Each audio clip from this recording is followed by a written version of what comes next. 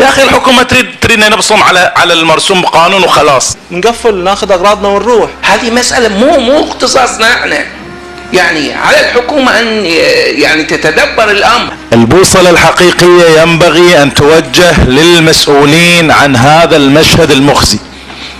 الحكومه هي المسؤوله اولا واخيرا عن هذا المشهد المخزي. المصلحه الوطنيه لا تقتضي ان نناقش 4 أو 5 مليارات وين بتروح، كيف ستصرف، يعني أين، كيف، متى، من، وإلى من. عدم تأكيد صحة مبلغ 8.7 مليون دينار كمطلوبات مستحقة لدى وزارة الدفاع قيدت بأنها مصروفات، وين راحت ما يندرى. 51 مليون دينار إلى التسليح، احنا ما في أحد ضد. لو كان 51 مليون دينار لتطوير قوة الدفاع أعطاهم زيادة وما شابه للمواطنين ما قلنا شيء، بس إن احنا نشتري طيارات ما أدري متى بنستعملها لما تحلي وبعدين نرد نحدثها.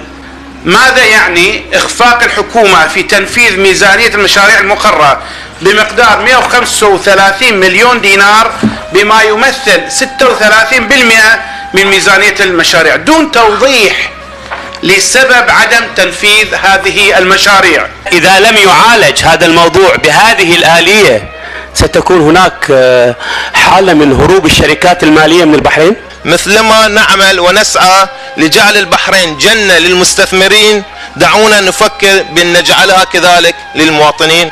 لا بد من التفكير جديا في وجود بديل لقيام الدولة بوظيفتها في توفير السكن لمحدودي الدخل، بل للمواطن بما هو مواطن. المواطن يجب أن يكون له الأولوية، سواء كان على صعيد السكن، على صعيد التعليم، على صعيد العمل الكريم. نصف البحرينيين العاملين في القطاع الخاص رواتبهم تقل عن 200 دينار بتصريح من وزارة العمل. هناك من يتقاضى راتب 70 دينار، ماذا يفعل بها 70 دينار؟ ماذا يشتري بها؟ مشكلة كبيرة يعانيها المواطن، مشكلة البطالة. شباب مواطن وعاطل، شباب مواطن ودون خط الفقر. هذا في مدارسنا تفيتي. نعم، صورة لتلميذ يذهب إلى المدرسة والله لو تأملتيها لبكيتي. شباب مواطن ولا يملك بيتا ولا شقة ويسكن بإيجار. أمثال هؤلاء يأتون إلينا فماذا نصنع؟ شباب يعاني من ضيق المعيشة. 200 فلس ماذا هو؟ كوبون يا إخوان يعطى للفقراء. لماذا لا تحتضنهم الوزارة؟ إن مدارسنا ملأة بأمثال هؤلاء.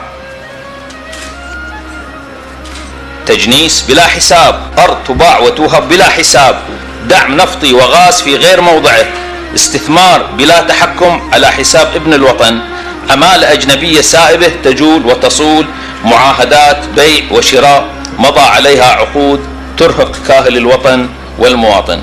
كيف يتحقق السلم الأهلي؟